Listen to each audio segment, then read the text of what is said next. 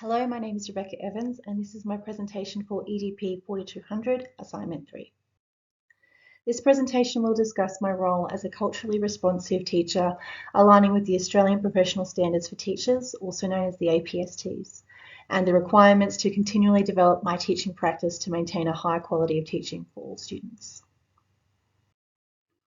The APSTs have been implemented by the Australian Institute for Teaching and School Leadership, also known as AITSL 2017, as a way to ensure excellence and quality teaching across Australia.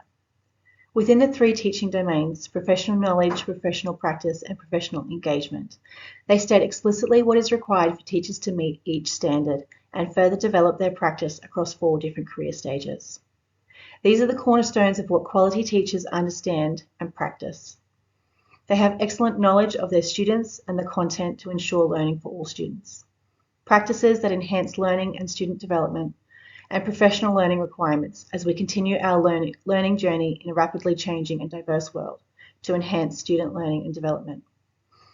As teachers, we understand that learning is a lifelong endeavour, which is why professional learning is absolutely essential to maintain relevant and effective teaching practices that are applicable to our individual needs, school contexts, and students' needs. Looking at culturally responsive and reflective practice and seeing how it aligns with the APSTs. Firstly, I understand CRP to be an approach whereby teachers develop cultural competence to act accordingly to the needs of cultural and linguistic diverse or CALD students.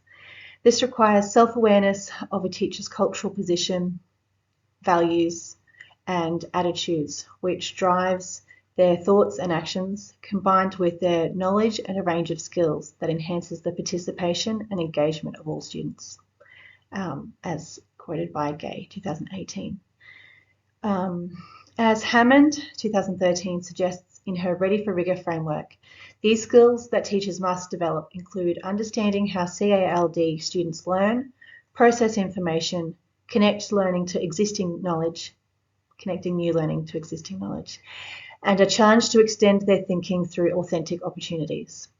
A lot of this practice will come from understanding and knowing their students and families well to meet their needs, building safe foundations where cultures and diversity is celebrated and leveraged to enhance learning. CRP aims to build the cognitive capacity of learners from a strength-based approach through high expectations. Hammond suggests that it starts with a stance of becoming aware of your own personal bias. Building resilience and the academic mindset of diverse learners through positive, respectful relationships is also another key to CRP, as well as teachers' understanding of the functions of the brain, which when learning,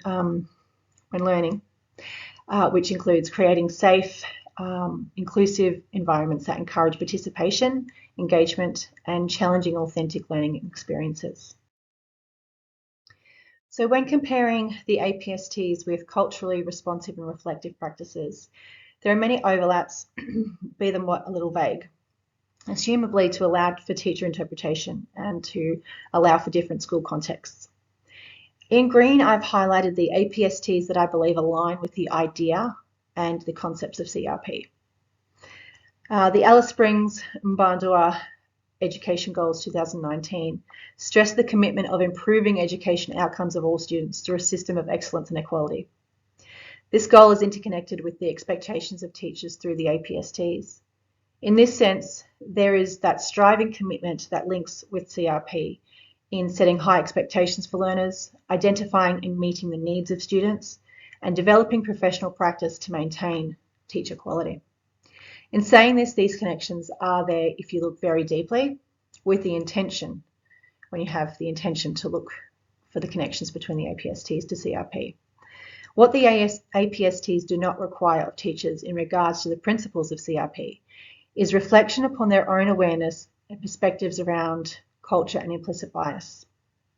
It is not specifically addressed, however, when looking at the Queensland College of Teachers Code of Ethics, which underpin the profession, we are to demonstrate the values for equality and equity of all students. In alignment with my professional development requirements, I plan to continue my learning as a culturally responsive and reflective teacher through self-reflection questions and seeking feedback from my mentors and colleagues. This means as I enter my first teaching role, I intend on reflecting after each session and day to identify and record positive and negatives aspects surrounding my teaching. These questions will help me prioritise CRP within my development by attempting to identify any potential bias. I will be able to identify the level of expectations and challenge to make sure all students are achieving at a high standard to extend student learning through a strength-based approach.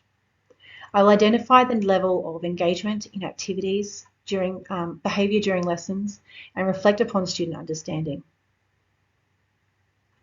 For example, some students might not be engaged in a certain lesson, they might be talking during class instead. I would be asking myself questions such as, did I provide enough background information or context for student understanding and participation? I would be asking if the activity was relevant to their individual situations, or possibly questioning if I could have connected the learning more to their students' existing knowledge to support their understanding and encourage more participation and engagement. I also plan to self-assess the classroom and behaviour management to ensure that my classroom is culturally safe and inclusive, which is linking with Hammond's brain rules that state executive functioning and learning occurs best when working through the neocortex region of the brain, which is only possible if the reticular activating system does not perceive any threats, but is alerted to positive attention or novelty. So as long as their students are feeling safe and they are not in a state of fight, flight or freeze, then they will feel safe enough to learn. These reflection questions will help me to identify my next steps going forward to apply or investigate further needs in my professional learning. As a first year teacher, I will have a mentor that I will be asking for observations to provide feedback to improve my practice. In particular, I intend to connect with the Indigenous support leader and students' parents, as there are a number of students in my class that identify as Aboriginal or Torres Strait Islander.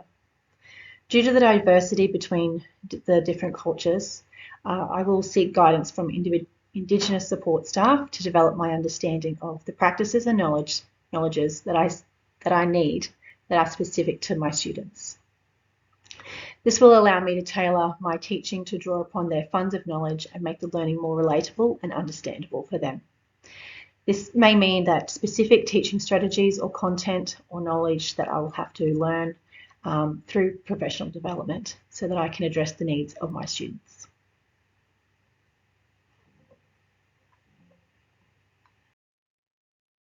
Thank you.